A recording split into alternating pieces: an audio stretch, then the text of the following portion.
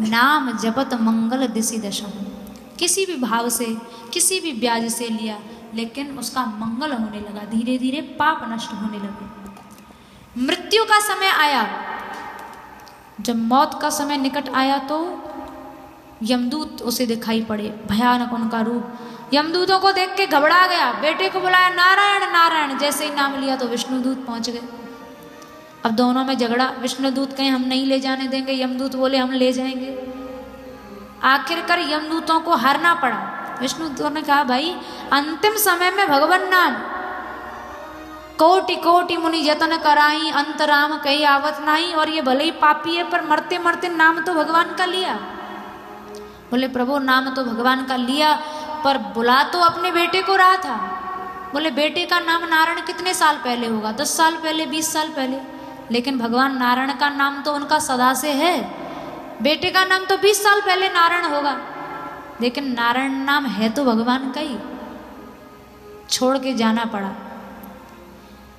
तो इस घटना से अजामिल को ये लाभ हुआ कि भागवत धर्म सुनने को मिल गया।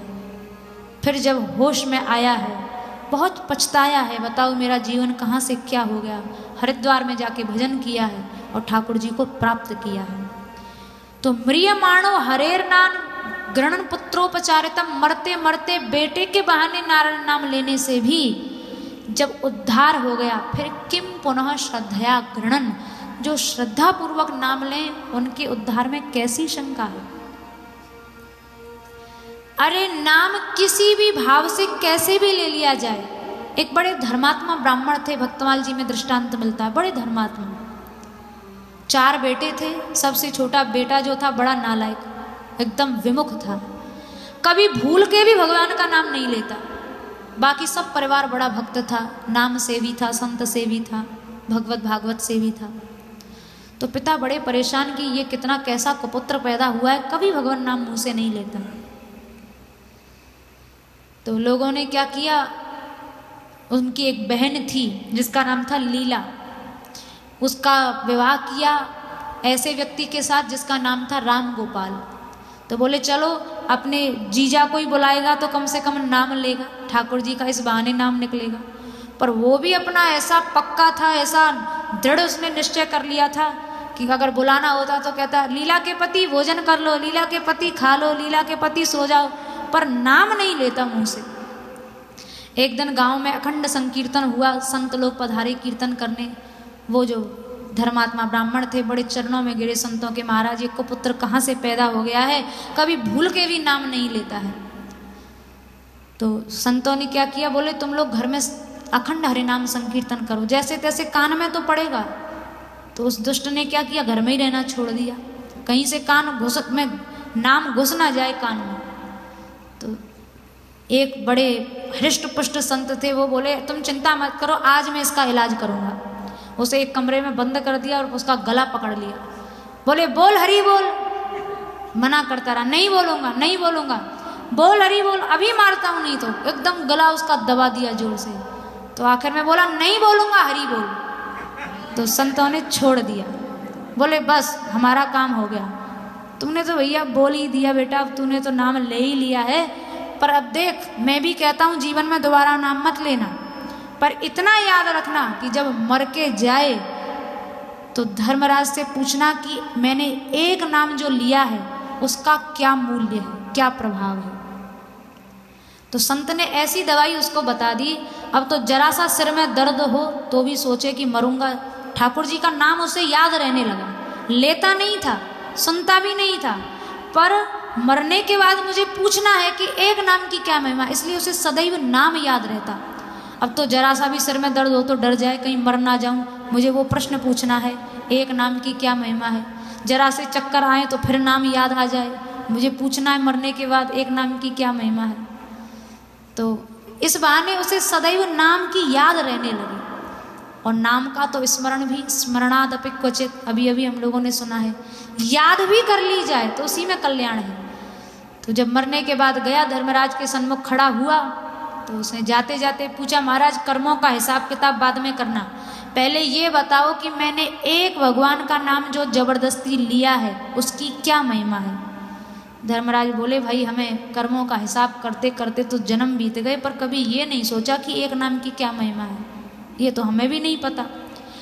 चलो शंका का समाधान तो करेंगे, नारद जी को बुलाते हैं। नारद जी बहुत नाम संकीर्तन करते हैं, सदैव नाम जपते रहते हैं, उनको पता होगा।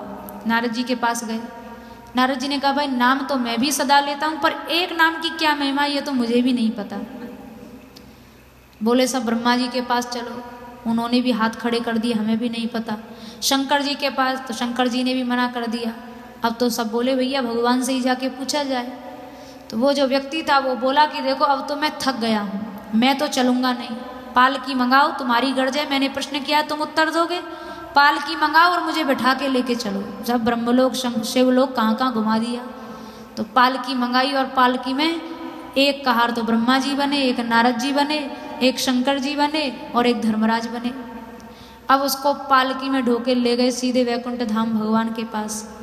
ठाकुर जी हंस रहे थे। ठाकुर जी ने सबसे पहले उसे उसमें से उतारा, अपनी गोदी में बिठाया। बोल भैया क्या पूछना चाहता है?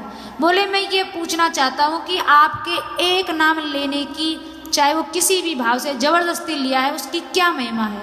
बोले अभी भी पूछना बाकी रह गया है।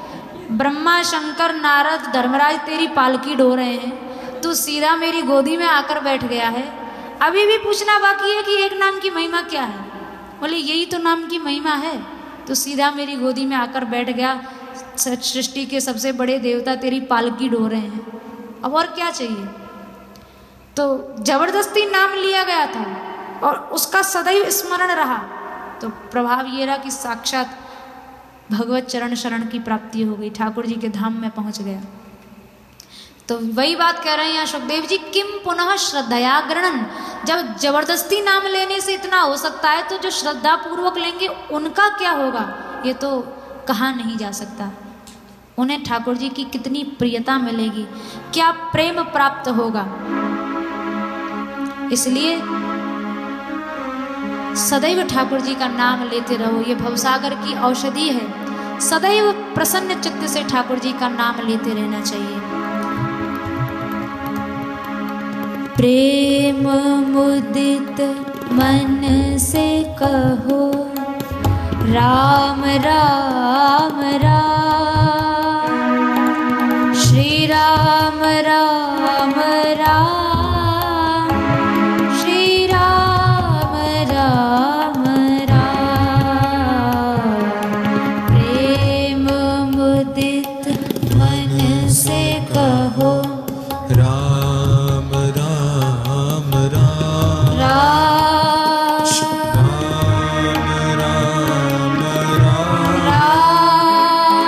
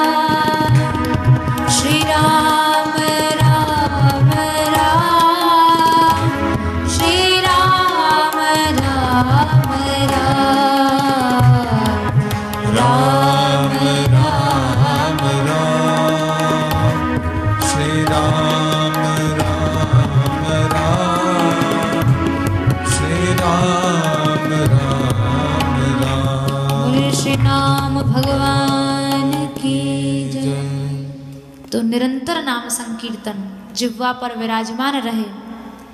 पुत्र के बहाने नाम लेने से जब अजामिल का कल्याण हो गया तो फिर श्रद्धा पूर्वक ठाकुर जी की बुद्धि करके भगवत बुद्धि से भगवान नाम लिया जाए, ठाकुर जी की निश्चित प्रियता प्राप्त होती है।